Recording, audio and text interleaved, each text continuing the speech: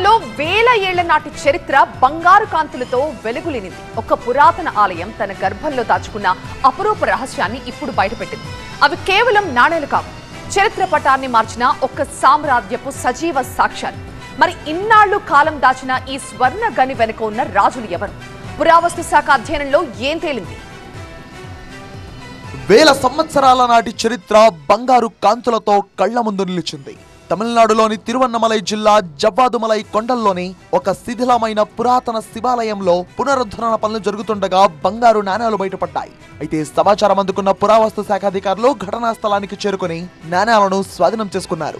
ఇవి కేవలం నాణేలు మాత్రమే కావు, దక్షిణ భారతదేశ చోళ సామ్రాజ్య చరిత్ర వైభవానికి ఒక సజీవ సాక్ష్యమని చెప్తున్నారు పురావస్తు శాఖ అధికారులు. దక్షిణ భారతదేశ చరిత్రలో అత్యంత ప్రభావవంతమైన రాజవంశాల్లో చోళులు ముఖ్యులు.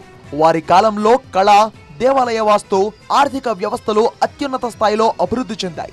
ఈ నేపథ్యంలో జవ్వాదుమలై కొండల్లో వెలికితీసిన ఈ నాణాలే ఆనాటి వాణిజ్య సంబంధాలు, ఆర్థిక పరిస్థితులు, ఆలయ నిర్వహణ గురించి కొత్త కోణాలను ఆవిష్కరిస్తాయని పురావస్తు నిపుణులు విశ్వసిస్తున్నారు. పురావస్తు శాఖ ప్రస్తుతం ఈ నాణాల ముద్రణ విధానం, చిహ్నాలు, లిపి, ఆ నాణ్యంపై ఉన్న బొమ్మలపై లోతైన విశ్లేషణలు చేపట్టింది. ఈ పరిశోధనలతో ఈ నాణాలు ఏ రాజుకాలం నాటివి, వాటి వయసు ఎంతో తెలిసే అవకాశం ఉందని చెప్తున్నారు నిపుణులు.